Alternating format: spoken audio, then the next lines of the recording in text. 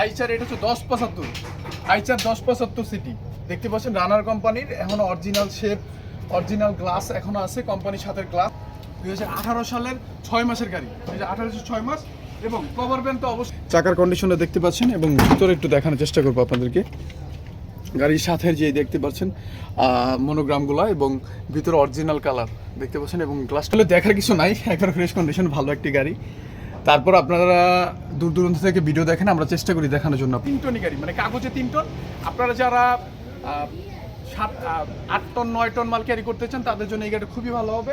এবং এটা পাশে পাবেন হচ্ছে 7 ফিট, লম্বায় 7 ফিট পাবেন, এবং আপনার পুরোপুরি লম্বায় যেটা আছে গাড়ির বডি অনুযায়ী এটা একবারে 16 ফিটের বডি হবে। আচ্ছা, এই গাড়িটার প্রাইস যদি বলি আপনাদেরকে, এইটা আমরা 17 লাখ টাকা চাচ্ছি।